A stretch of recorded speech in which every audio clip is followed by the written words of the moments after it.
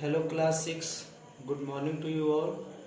This is Tarun Kumar Srivastava from St. Thomas International School online study portal. I am here with your English grammar book in my hand. I am here to teach you the first chapter of your book, that is the sentence. The sentence means vak. What is a sentence? A sentence is any group of words that has a complete sense or meaning. पूर्ण अर्थ देने वाले शब्दों का कोई भी झुंड वाक्य कहलाता है. I am going to read your first lesson and I will discuss all the important topics of your this lesson. A sentence is a group of words which gives a complete sense. It ends with punctuation mark. Yes children, आप ध्यान दीजिएगा, कोई भी वाक्य एक punctuation mark से खत्म होता है. It may be a full stop और ए क्वेश्चन मार्क और ए मार्क ऑफ एक्सक्लेमेशन. नीचे कुछ एग्जांपल्स दिए हुए हैं, जैसे आई लाइक फ्लावर्स सेंटेंस है. आई लाइक फ्लावर्स मीन्स मुझे फूल पसंद है, ये सेंटेंस है. This is a beautiful garden, ये भी सेंटेंस है, यह एक सुंदर बगीचा है. ब्यूटीफुल गार्डन इज दिस ए. ये जम्बल्ड अप वर्ड्स के साथ शब्दों का समूह दिया गया है जो सेंटेंस नहीं होता है. अब नीचे हम लोग आते हैं सेंटेंस जानने के बाद. The phrase and the clause. The phrase और आगे है द क्लॉज. अगर आपने पिछले क्लास में द फ्रेज और क्लॉज के बारे में पढ़ा होगा तो आपको अच्छी तरह से पता होगा. फ्रेज भी ग्रुप ऑफ वर्ड्स को बोलते हैं और क्लॉज भी ग्रुप ऑफ वर्ड्स को बोलते हैं. लेकिन फ्रेज और क्लॉज में एक बेसिक अंतर है कि फ्रेज ग्रुप ऑफ वर्ड्स होता है, but doesn't have a complete sense. Doesn't have a complete sense. और क्लॉज भी ग्रुप ऑफ वर्ड्स है with a complete sense, जिसमें कंप्लीट सेंस होता है. हम लोग आगे पढ़ेंगे. क्लॉज मेनली दो तरह के होते हैं, प्रिंसिपल या इंडिपेंडेंट क्लॉज, जिनका खुद ही पूर्ण अर्थ होता है और ये किसी पे डिपेंडेंट नहीं होते हैं. और दूसरा सबऑर्डिनेट क्लॉज या डिपेंडेंट क्लॉज, जो तीन प्रकार के होते हैं और ये अपने पूरे अर्थ के लिए प्रिंसिपल क्लॉज पे डिपेंडेंट होते हैं. सबऑर्डिनेट क्लॉज तीन तरह के होते हैं. नाउन क्लॉज, जो पूरा वाक्य एक नाउन का काम करे वो नाउन क्लॉज होता है. एडजेक्टिव क्लॉज, जो पूरा क्लॉज जिसमें कम से कम एक सब्जेक्ट और वर्ब रहेगा जो एडजेक्टिव का काम करेगा वो एडजेक्टिव क्लॉज होगा. और एडवर्ब क्लॉज, वो पूरा क्लॉज, पूरा शब्दों का झुंड जो एडवर्ब का रोल प्ले करेगा किसी सेंटेंस के अंदर, उसको एडवर्ब क्लॉज बोलेंगे. और फ्रेज जो है, फ्रेज का बहुत लिटिल मीनिंग होता है, बहुत छोटा मीनिंग होता है, पार्शियल मीनिंग होता है. लेकिन किसी सेंटेंस के अंदर कई फ्रेजेज एडेड हो सकते हैं, उनका अपना अपना अर्थ होता है. जैसे यहाँ एग्जांपल दिया हुआ, इन द क्लास, वर्ग में ये एक शब्दों का झुंड है तो फ्रेज हुआ. वेरी सैड, बहुत दुखी, ये भी फ्रेज हुआ.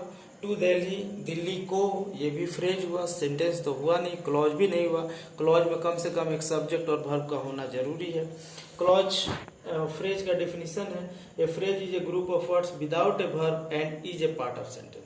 सेंटेंस का पार्ट हो सकता है और इसमें वर्ब लगभग नहीं होता है, लेकिन प्रीपोजिशनल फ्रेज में वर्ब आ सकता है.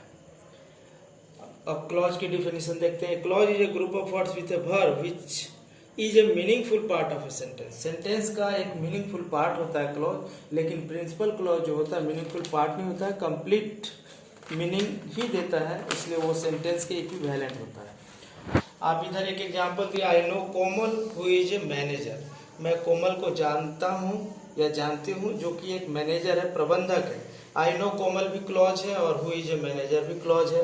ये प्रिंसिपल क्लॉज है, पूर्ण अर्थ दे रहा है. हु इज ए मैनेजर, जो कि एक प्रबंधक है, ये सबऑर्डिनेट क्लॉज है, इसका भी अर्थ है, लेकिन पूर्ण अर्थ के लिए इसको प्रिंसिपल क्लॉज पे डिपेंडेंट होना पड़ता है. मैंने पहले ही बताया आपको कि क्लॉज तीन तरह के होते हैं, नाउन क्लॉज, एडजेक्टिव क्लॉज और एडवर्ब क्लॉज. अब ये नीचे कुछ फ्रेजेज दिए गए हैं, उनको हम आपको एक्सप्लेन करते हैं. फ्रेजेज भी बेसिकली तीन तरह के ही होते हैं. बेसिकली ऐसे वो 5 तरह के हो सकते हैं। पहला नाउन फ्रेज, ये नाउन का काम करेगा और नाउन के जगह पे आएगा। नाउन का बेसिकली जगह क्या है, सब्जेक्ट और ऑब्जेक्ट या कॉम्प्लीमेंट। तो इनके जगह पे अगर कोई फ्रेज आ रहा है तो वो नाउन फ्रेज का काम करेगा। एडजेक्टिव फ्रेज, ये एडजेक्टिव का रोल प्ले करता है किसी सेंटेंस में, और हम जानते हैं कि एडजेक्टिव बेसिकली नाउन को मॉडिफाई करता है और नाउन के पहले या बाद कहीं भी आ सकता है, जनरली पहले ही आता है। एडवर्ब फ्रेज जो किसी वर्ब, एडजेक्टिव या अनदर एडवर्ब को मॉडिफाई करता है और ये ग्रुप ऑफ वर्ड्स के रूप में रहेगा, वो एडवर्ब फ्रेज कहलाएगा। तो यहाँ पे हम लोग फ्रेज, आपकी बुक में फ्रेज और क्लॉज दोनों देखते हैं। दोनों सेम, लगभग सेम क्लासिफिकेशन है इनका।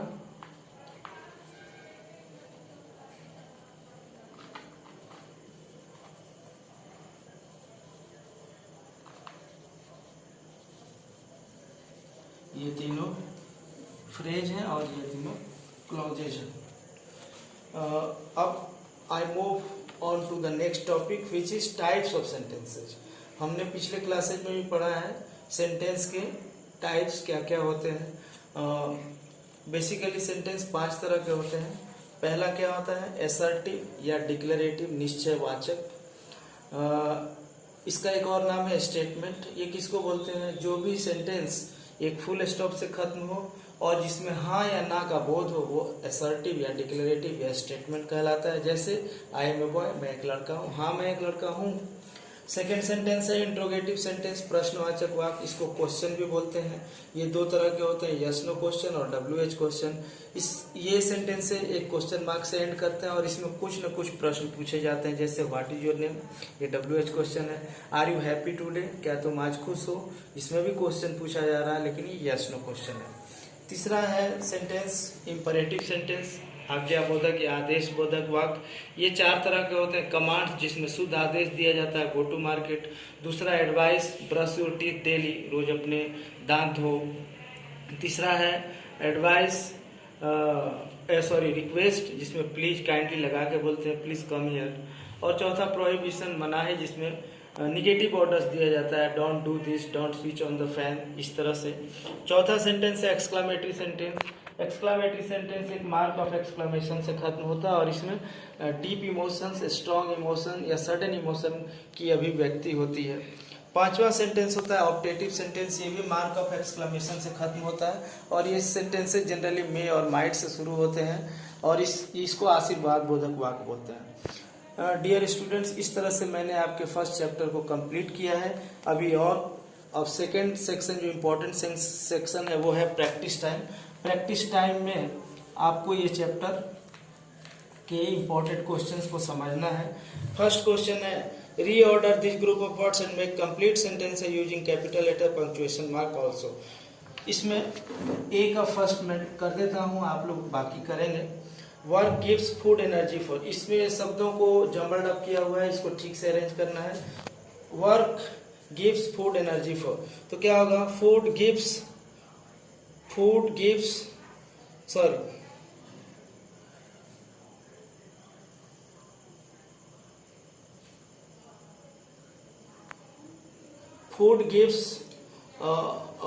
Energy for work. ये होगा food gives energy for work, काम करने के लिए भोजन ऊर्जा देती है और फुल स्टॉप पे एंड हो जाएगा। इस तरह से कि बाकी क्वेश्चन को आप बनाएंगे। बी नंबर में यूज द फॉलोइंग फ्रेजेज और क्लॉजेज इन सेंटेंसेस। ए होली बुक, इसको आप सेंटेंसेस में बनाएंगे। ए होली बुक, तो क्या लिख देंगे आप, the Ramayana is a holy book. Ramayana एक होली की पवित्र किताब है, इज ए होली बुक। इस तरह से आप ये फिनिश करेंगे। सी नंबर का फर्स्ट बता देते हैं। इसमें असर्टिव है, इंट्रोगेटिव है, इंपेरेटिव, एक्सक्लामेटरी या ऑप्टेटिव है, ये बताना। पहले डोंट से शुरू है, निगेटिव ऑर्डर, तो ये कमांड्स होगा, तो इसमें आप इंपेरेटिव लिखेंगे।